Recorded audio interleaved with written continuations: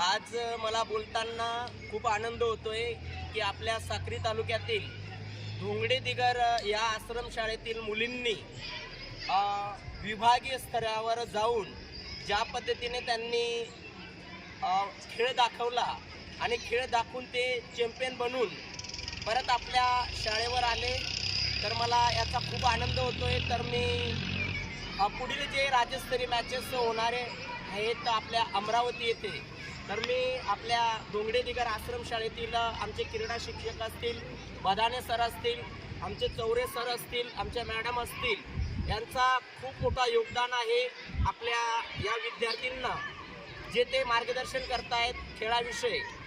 तर तुम्ही खेळाच्या माध्यमातून मी तुम्हाला एक उदाहरण देणार आहे।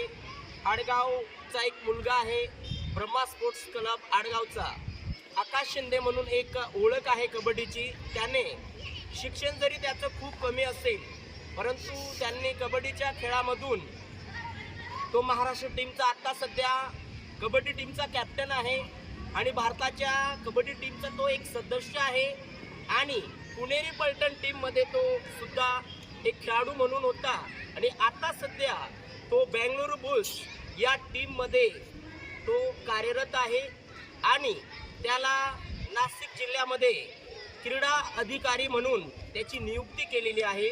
जर क्रीडा क्षेत्रातून कोणी पुढे जाऊ शकतो, तर आपण सुद्धा क्रीडा क्षेत्रातून खूप काही करू शकतो, खूप काही पुढे जाऊ शकतो। आपण आपल्या आईवडिलांचे स्वप्न साकार करू शकतो।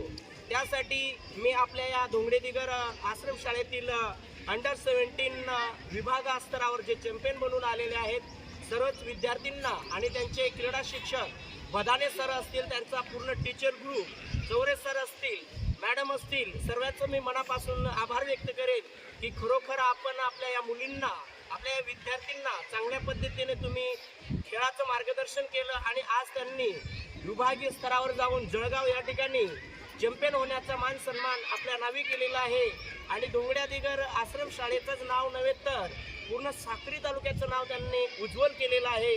तर मी 100% हिमतीने सांगेल की अमरावती येथे होणाऱ्या राज्यस्तरीय मॅचेसमध्ये तुम्ही सर्व विद्यार्थिनी मुली 100% तुम्ही चॅम्पियन बनून येणार म्हणजे येणार। एकदा जोराने बोला, खेल कबड्डी। धन्यवाद।